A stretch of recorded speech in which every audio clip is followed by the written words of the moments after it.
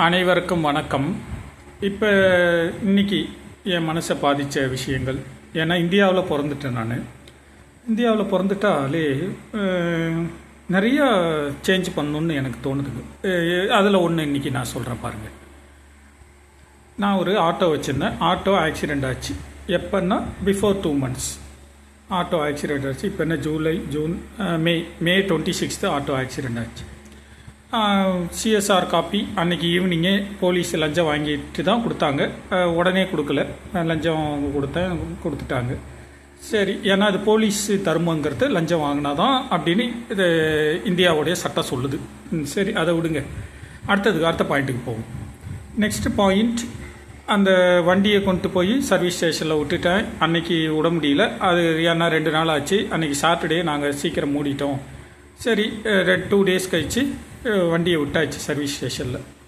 Service ஸ்டேஷனில் வண்டியை விட்ட பிறகு அவங்க இது பண்ணணும். அவங்க எல்லா இதுலேயும் சர்வீஸ் ஸ்டேஷன்லேயும் என்ன செய்வாங்கன்னா, அவங்களே என்கிட்டேருந்து இன்சூரன்ஸ் காப்பி அதெல்லாம் வாங்கி ஃபைல் பண்ணி எல்லா வேலையும் இன்சூரன்ஸ் கிளைம் பண்ணுறது எல்லாம் முடித்து வண்டியை கொடுப்பாங்க. இதுதான் யூஷுவல் ப்ரொசீஜர். பட் இந்த நான் வச்சுருக்கிற கம்பெனி, இந்த ஆயிலர் அப்படின்ற கம்பெனியில் என்ன பண்ணாங்கன்னா, ஆட்டோவுக்கு நாங்கள் செய்ய மாட்டோங்க, நீங்களாக போய் தான் அந்த சர்வீஸ் இன்சூரன்ஸ் ஆஃபீஸுக்கு போய் கிளைம் ஃபார்ம்னு ஒன்று கொடுப்பாங்க. அதை வாங்கி சப்மிட் பண்ணி அவங்க சர்வேயர் அலாட் பண்ணி அப்புறம் அந்த சர்வேயர் வந்து பார்த்துட்டு அவர் நாங்கள் கொட்டேஷன் கொடுப்போம். அதை வாங்கி அந்த சர்வேயருக்கு கொடுத்து அவர் அப்ரூவல் பண்ண பிறகு தான் வண்டியில் நாங்கள் கை வச்சு வேலையை ஆரம்பிப்போம் அப்படின்னாங்க. சரி, ஓகே. நானும் அதை அவங்க சொன்னதெல்லாம் ஃபாலோ பண்ணி எல்லா வேலையும் முடிச்சிட்டேங்க. முடித்து வண்டி நேற்று தான் ரெடி ஆகிருக்கு. நேற்று என்ன டேட்டு? 24/7 வண்டி ரெடி ஆயிடுச்சு. அது ரெடி ஆனது இன்வாய்ஸு எல்லாத்தையும் அந்த கம்பெனிக்கிட்ட கொடுத்தாச்சு. கம்பெனி எனக்கு கொடுத்துட்டாங்க. நான் வந்து அந்த இன்சூரன்ஸ் சர்வேயருக்கு அனுப்பிச்சாச்சு.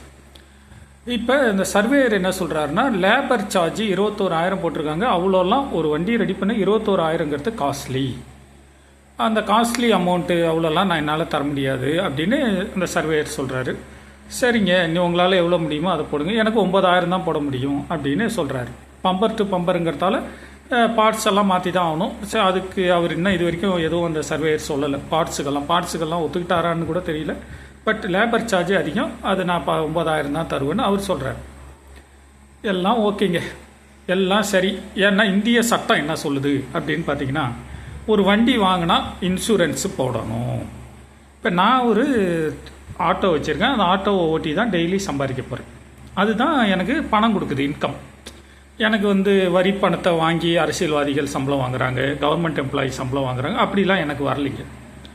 சரி, இப்போ என் கதையை மட்டும் பேசும், அரசியல்வாதி கதை வேண்டாம்.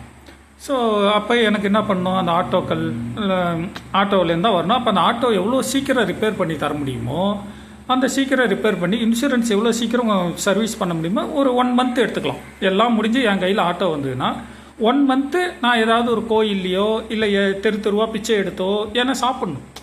சாப்பாட்டுக்கு நான் எங்கே போவேன்? ஆட்டோ ஓடலைன்னா சாப்பாடு இல்லை. அப்போ நான் பிச்சை எடுத்து ஒரு 1 month வாழலாம். சரிங்களா?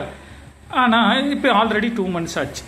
இப்போ அந்த சர்வேயர் என்ன சொல்கிறாரு, இந்த பணம் நான் ரிப்போர்ட்டு இதுக்கு சப்மிட் பண்ணணும், இன்சூரன்ஸ் கம்பெனிக்கு சப்மிட் பண்ணி அங்கேருந்து உங்களுக்கு பணம் வர இன்னும் ஒரு 15 to 20 days ஆகும். அப்போ இன்டைரக்டாக அவர் என்ன சொல்கிறார், இன்னும் ஒரு 1 month ஆகுன்றார்.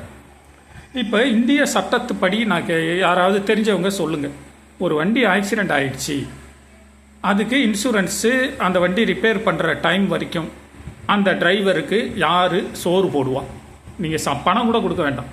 அவர் 3 வேளை சாப்பாட்டுக்கு யார் சோறு போடுவா? அவருக்கும் அவர் குடும்பத்துக்கும். ஏன்னா இன்சூரன்ஸ் எடுங்க அப்படின்றீங்க. அப்போ இன்சூரன்ஸ் கம்பெனி சோறும் போடணும்ல. ஏன்னா அந்த இது ஆகிறது லேட் ஆகுது. இன்சூரன்ஸ்காரங்களும் 3 மாதம் ஆகிக்கிறாங்க. அந்த 3 மாதம் சோறு யார் போடுவோம்? இது அங்கே கேள்வி. ஏன்னா நான் குடும்பம் ஊரில் இருக்காங்க, அவங்கள விட்டு இங்கே வந்து நான் ஆட்டோ ஓட்டிக்கிட்டு இருக்கேன். ஏன் சிட்டியில் ஓட்டிக்கிட்டு இருக்கேன்? ஊரில் வேலை வாய்ப்பு அந்த அளவு. இதே போர்ட்டரோ இதே ஊபர் இதெல்லாம் அங்கே கிடையாது, சிட்டியில் தான் இருக்குது. ஸோ அதனால தான் நம்ம இங்கே வந்து பொழப்பு நடத்துகிறோம் சிட்டியில். ஸோ இதுக்கான ரீசன் என்ன? இதுதான் என் மனசை பாதித்தது. ஸோ புரியுதுங்களா? என் மனசை பாதித்த வச்சு திரும்ப சொல்கிறேன். ஒரு இன்சூரன்ஸ் இது ஒரு வண்டி ஆக்சிடெண்ட் ஆகிடுச்சு, வண்டி ரெடியாக 2 மாதம் ஆகுது. இன்சூரன்ஸு அதுக்கு மேலே 1 மாதம் ஆகுன்றார்.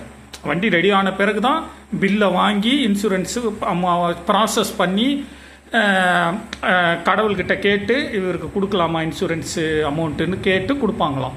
அப்போ மொத்தமாக 3 மந்த்ஸ் ஆகுது. 3 மந்த்ஸு நான் அந்த வண்டியை வச்சு தான் சம்பாரிச்சிக்கிட்டு இருந்த அமௌண்ட் எனக்கு வரல. அந்த வண்டிக்கு எப்படி இஎம்ஐ கட்டுறது, நான் எப்படி சாப்பிட்றது? இதுக்கு இந்தியா சட்டம் என்ன சொல்லுது? இல்லை இதுக்கெல்லாம் பதில் இல்லைன்னா அந்த சட்டமே வேஸ்ட்டு.